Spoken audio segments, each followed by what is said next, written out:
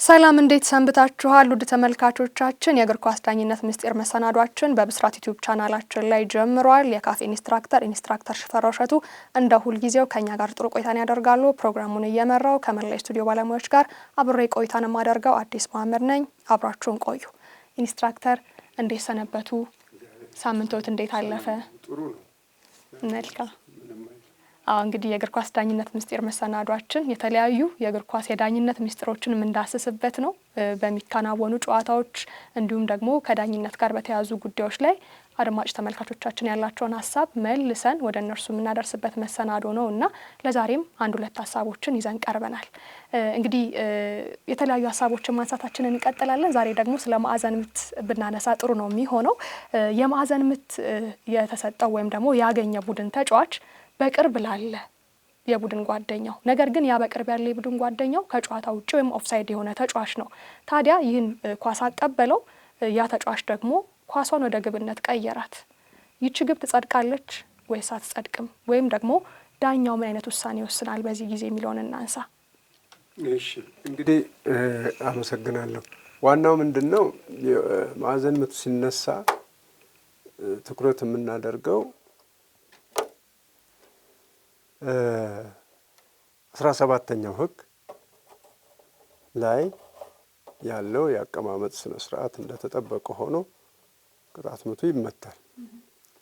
ከሱ ጋር አብረን የምንወስደው ታዲያ 11ኛ ህግንም ነው። 11ኛ ህግ ደግሞ ኦፍሳይድ ነው ወይም ከጨዋታ ውጭ ነው። ስለዚህ ምን ይላል? በማዕዘን ምት ጊዜ ኦፍሳይድ የለም ይላል። በማዕዘን ምት ጊዜ ከጨዋታ ውጭ የሚባል ነገር አይኖርም ብሏል። ልክ በመልስ ምት ጊዜ ኦፍሳይድ የለም እንደተባለው፣ ልክ በመልስ ሮራ ጊዜ ኦፍሳይድ የለም እንደተባለው በማዕዘን ምት ጊዜም ደግሞ ኦፍሳይድ የለም። ጥሩ። እስከ ምን ጊዜ ነው ይሄ ኦፍሳይድ የለም? ፔሪድ አለው፣ ጊዜ አለው። ይሄ ኳስ ጨዋታ ውስጥ ገባ የሚባለው መቼ ነው የሚለውን መጀመሪያ እንወስዳለን። ጨዋታ ውስጥ ገባ የምንለው ኳሱ ተመቶ እንደተንቀሳቀሰ ነው። ተንቀሳቀሰ፣ ጨዋታ ውስጥ ገብቷል። ይሄ እንቅስቃሴ በሌላ ሁኔታ እስኪቋረጥ ድረስ ባለው አካሄድ ኦፍሳይድ የለም ማለት ነው። which means ይሄ ኳስ በአየር ላይ ተመታ፣ እየመጣ ነው። እዚህ ሲደርስ ከላይ 11 ቁጥር እንደመታው መጣ፣ ገባ እዚህ ውስጥ ይቻላል ወይ ነው መጀመሪያ እንመልሳለን። 17ኛው ህግ ምን ይላል? በማዕዘን ምት ቀጥታ ግብ ማግባት በተጋጣሚው ላይ ይቻላል ይላል።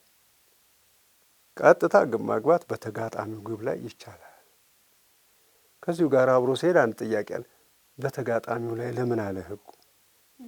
በራሱ ላይ ሊያገባ ይችላል። የሚያገባበት ሁኔታ አለ፣ መንገድ አለ፣ ሊኖር ይችላል። የማዕዘን ምት ስለሆነ አንዱ ለማዳን አንዱ ለማግባት ስለሆነ እንዲሁም አሁን በማጥቃት ላይ ናቸው። ይሄንን ኳስ ይሄ ግብ ጠባቂ እዚህ ጋራ ሊመታ ነው የመጣው።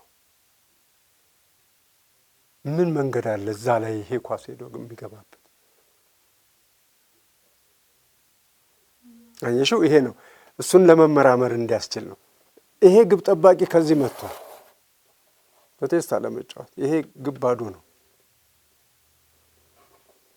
ነው፣ ግን ገና እየመጣ ያለ ይሄ ምክንያቱም አንዳንድ ምቶች ኳስ እንዲህ ስታጥፊው አሁን የምናያቸው ጨዋታ ላይ እንደዚህ ናቸው። ከዚህ ጋር ማይነስ ማድረግ ብቻ ነው። እጥፍ ስታደርግ እዚህ ጋር የቆመ ተጫዋች ያገኝና ያገባል። ስለዚህ ይሄንን ኳስ 11 ቁጥር ለግብ ጠባቂው አመጣጡን አይቷል። እሱ ለቴስታ ነው ለመምጣት ለመጫወት። ልክ ሌሎች ሰዓቱ ሲያልቅ ግብ ጠባቂዎች ይመጡ የለም እዛ ይሟሟታሉ እኮ። ልክ እንደዛ በመምጣት ላይ ያለ ይሄንን ኳስ እንግዳውስ ምታ ብሎ ሊሰጠው ነው። እሱ እዚህ ጋር አዳለጠው፣ አልነካትም ኳሷን። እንደመጣች ትሄድና እዚህ ጋር ትገባለች። ይሄ ሁኔታ ሊኖር ይችላል ነው። የህጉን ነው። ህጉ እንዲህ ነው፣ በተለያየ አቅጣጫ ነው የሚሄደው ህግ ሲወጣ እና ቢያገባ ምን ይሁን አሁን? የለም ይሄ እኮ የተሰጠው ለራሱ ነው። ለራሱ ቅጣት ምት የተሰጠው ቡድን ቅጣት ምት ወደ ተሰጠበት ግብ ነው እንጂ ግብ ማግባት የሚችለው ወደ ራሱ ግብ ማግባቱ ራሱን በራሱ መቅጣቱ ነው። ህጉ ደግሞ ይሄንን አይፈቅድም።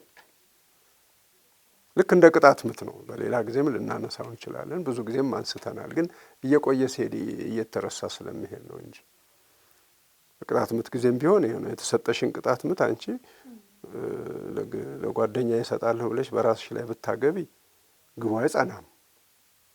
የምትቀመጭበት ጨዋታው ይመለሳል። በሚመለስበት መልኩ የራሱ አረስት ስላለው እዛ ውስጥ አንገባ። አሁን ወደ ተነሳው ግን ማዕዘን ምት አለ። በማዕዘን ምት ጊዜ ግን ግብ እዚህ ብቻ ሳይሆን እዛም ይገባል ነው። እዛ የሚገባው በሁለት አይነት ነው። አንዱ ከዚህ የመጣው ኳስ ቀጥታ ሊገባ ይችላል። በነፋስ ኃይል ይሄ ኢፍ የሚሉት ነገር አለ። እንደዚህ ቆርጠሽ እንዲህ አድርጎ ሰርክል አድርጎ የሚገባ ይገባል። በሱ ጊዜ ግቡ ይጸናል፣ ህጉ ይደግፋል። ይሄን ኳስ ግን ብሎ ሲመታው እዚህ ጋር ያለ 9 ቁጥር ወይ ለግብ ጠባቂው ሰጣለሁ ሲል ወይ በሆነ መልክ ኳሱን አስረዝሞት ወደዚህ ሄዶ ግብ ቢገባ ግቡ አይጸናም። ስለዚህ ምን ይሁን አለ ጨዋታው ይሄኛውን በራሱ ላይ በሚያገባበት ጊዜ ራሱ በማዕዘን ምት ይቀጣል። በራሱ ላይ ነው ያስገባው፣ በራሱ ግብ ላይ ነው ያገባው። ኳሱን የሚጀምረው እንደዛ ነው የሚሆነው። ያሁን ግን ይሄኛውን እንዲህ አድርጎ አገባ እዚህ ጋር። እዚህ ግን እንደገባ ይሄ ኳስ ግቡ ይጸናለታል። ነገር ግን ይሄ ኳስ መግባቱን ተወና እዚህ ጋር ላለ ልጅ እዚህ ጋር ላለ ልጅ ደረሰ። ኦፍሳይድ ነው ወይ እንዳንል ኦፍሳይድ የለም ተብሏል። አሁን ይሄ ምስጢሩ ይሄ ነው። 11 ቁጥር የመታው ኳስ ይሄ ኳስ የተመታ ኳስ ለ9 ቁጥር ለ7 ቁጥር ኦፍሳይድ ላይ እንዳለ ቢደርሰው በቴስታ ገጭቶ ሊያገባ ይችላል፣ ይፈቀዳል። ኦፍሳይድ በማዕዘን ምት የለም። አሁን ጥያቄ የሚሆነው ምንድን ነው? ይሄ ኳስ እንደተመታ ለ9 ቁጥር ደረሰው። 9 ቁጥር ይሄን ኳስ ለ7 ቁጥር ሰጠው።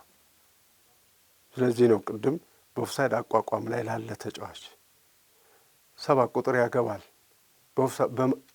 ኳሱ አመጣጡ ከማዕዘን ምት ስለሆነ በማዕዘን ምት ጊዜ እኮ ኦፍሳይድ የለም ይሉሻል። ክርክር ይፈጥራሉ። አይደለም ስቴፕ ተጨምሯል። አሁን በቃ ከዚህ መጣ 9 ቁጥር እግር ላይ ደረሰ። እሱ ግን መልሶ ለዚህ ላይ ካቀበለው ይሄ ተቃጥሏል። ኦፍሳይድ ነው።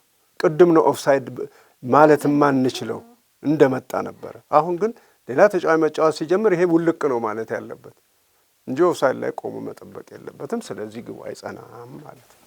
ጥሩ ኢንስትራክተር፣ አሁን ደግሞ ወደ ፍጹም ቅጣት ምት ክልል እንምጣ። ከማዕዘን ምት በፍጹም ቅጣት ምት ክልል ውስጥ ለአንድ ተከላካይ ቅጣት ምት ይሰጠዋል። ታዲያ ግን ያ ተከላካይ ተጫዋች ምናልባት በፍጥነት ኳሷን መጥቶ ለአጥቂ ስፍራ ተጫዋች ያቀብላል። በዚህ ጊዜ ያ አጥቂ ግብ ያስቆጥራል። ይቺ ግብ ትጸድቃለች ወይ የምትጸድቅበት መንገድ ይኖራል? ዳኛውስ ምን ይወስናሉ በዚህ ሰዓት? ኦኬ፣ ይሄን ነው አቋቋማችንን። በመጀመሪያ ደረጃ በፍጹም ቅጣት ክልል ውስጥ ለተከላካይ የተሰጠ ቅጣት ምት ካለ ይሄ 9 ቁጥር ወይም አጥቂ እዚህ ውስጥ መቆም የለበትም። ኳሱ ጨዋታ ውስጥ ሊገባ ይችላል፣ መቼ እንደተመታ ሊገባ ይችላል፣ ችግር የለም። ነገር ግን እነዚህ ኳሱን እስከሚያስወጡ ድረስ ተከላካዮች በሙሉ እዚህ የነበሩ ተከላካዮች ውልቅ እያሉ መውጣት አለባቸው፣ ወደዚህ መውጣት አለባቸው። ከዚህ ውስጥ ሳይወጡ ቅጣት ምቱ አይመታም። ይሄ ህግ ነው። ግን ምን አረገ? 4 ቁጥር ለ12 ቁጥር ሲመታ ይሄ 9 ቁጥር ገና አልወጣም ነበረ። ትንሽ የሆነች እንትን ነበረችውና ልክ ሲመጣለት ሳይወጣ ነው ከፍጹም ቅጣት ክልል ሳይወጣ እችን ኳስ ይቀበላታል። ኳሱ ጨዋታ ውስጥ ገብቷል፣ ችግር የለም። አሁን እንግዲህ ችግሩ ምንድነው? ሰው ኳስ ጨዋታ ውስጥ ከገባ ለምንድነው የማይጫወተው 9 ቁጥር ነው። ቅጣት ምቱ ሲመታ ግን እሱ የት ነበር የሚለውን ጥያቄ የሚያነሳ ተጫዋች የለም። ከዛ ክልል መራቅ ነበረበት። አዎ እሱ አራቀም እንጂ ኳስ ጨዋታ ውስጥ መግባቱ አይደለም የሚያድነው። ድሮ ቢሆን ከፍጹም ቅጣት ክልል ውጪ ኳሷ ካልወጣች ጨዋታ ውስጥ አትገባም ነበር የሚለው። አሁን ተውስቷል እሱን ህግ። ኳሷ ተመታች፣ ተንቀሳቀሰች፣ ጨዋታ ውስጥ ገብታለች። የሱ ጉዳይ ሳይሆን ኳሷ በእንቅስቃሴ ላይ እያለች 9 ቁጥር ከደህና ቦታ ላይ ተነስቶ ከእንዲህ ያለ አካባቢ ላይ ተነስቶ ቢገባና ችን ኳስ ቢያገባት ይችላል። ኳሷ ከፍጹም ቅጣት ክልል ውስጥ ስላልወጣች የምንልበት ጊዜ ላይ አይደለንም አሁን ያለ ነው። አትውጣ እሷ ግን እሱሳ ወጥቷል ወይ ነው። እሱ ግን ውስጥ እያለ ኳሷ እንደዚህ ባለችበት ጊዜ ገብቶ ሊጫወትና ሊገጫት አይችልም ነው። ስለዚህ ተጫዋቾች በሙሉ በቅጣት ለተከላካይ በተሰጠ ቅጣት ምት ጊዜ ሁሉም ተጫዋቾች የተጋጣሚ ተጫዋቾች ከፍጹም ቅጣት ክልል ውጪ መሆን አለባቸው። ይሄ ኳስ መጥቶ ጨዋታው ሲገባ መግባቱ የሚታወቀው ብቻ ሳይሆን የዚህ ልጅ ገብታለች እቺ ብሎ መጫወት የሚችለው እሱ አስቀድሞ ምቱ ከመመታቱ በፊት ከፍጹም ቅጣት ክልል ውጭ ቆሞ ሲገኝ ነው። እሱ እዚሁ ላይ ሆኖ ግን ይሄ ኳስ ወደ ጨዋታ ቢገባ በህግ መሰረት እሱ ሳይወጣ ጨዋታው ሊጫወት ስለማይችል ጨዋታው ውስጥ ገባች የሚለው አያድነውም። እሱ አንተ መቼ ወጣህና ነው ይላል። ለዚህ ነው አንዳንድ ጊዜ ግብም አግብተው ቲሞች አሁን ቢጫዎቹ ግብ አግብተው እየመሩ ቢሆኑ ይሄ ልጅ እዚህ ጋር ሆኖ ምታ ቢባል አይመታም። ይሄ 4 ቁጥር ይሄም እዚህ ሊኖር ይችላል። ቅድም ትግል ስለነበር ለማግባት ይሄ ልጅ ቅጣት ምት አገኘ፣ ይሄንን አይመታም። እሱ ይውጡልኝ ይላል። ህግ ነው። ሁሉም ካልወጡ ይሄ ምት አይመታም ስለሚል ህጉ ምናልባት ጎል እንኳን ቢሆን የመጽደቅ ዕድል ስለማይኖረው አዎ፣ ስለዚህ ይውጡልኝ ይላል። ይሄ ካልወጡ አልመታም ይላል። ከዛ በኋላ ይመታታል። መጥቶ በመምጣት ላይ እያለች ይሄ ግን ውጭ የነበረው በፍጥነት መጥቶ ከ12 በፊት ቢያገኛት ይችላል፣ ያገባታል። ውጭ ነበረ አቋቋሙ። ይሄ ነው እንግዲህ ነገሩ። ጥሩ ኢንስትራክተር፣ እንግዲህ ግልጽ ያልሆኑ ቀላል የሚመስሉ ወይም ትንንሽ የሚመስሉ ጉዳዮች ግን ከፍተኛ ክርክርና ውዝግብ ያስነሳሉ። እኛም ደግሞ ዋና ዓላማችን እኒህን ነገሮች ማጥራት ነውና በእግር ኳስ ዳኝነት ምስጢራችን እኒህን ነገሮች እያነሳን ያልጠሩ ጉዳዮችንም እያጠራን የምንቀጥልበት ፕሮግራም ነው። ለዛሬ ግን እዚህ ላይ እናብቃ። ውድ ተመልካቾቻችን ለሳምንት ቀጠሮ ይዘን እንሰነባበት። የዛሬው የእግር ኳስ ዳኝነት ምስጢር መሰናዷችን ይህንን ይመስል ነበር። አብራችሁን ስለነበራችሁ እጅግ አድርገን እናመሰግናለን። እስከ ሳምንት ቸር ቆዩልን።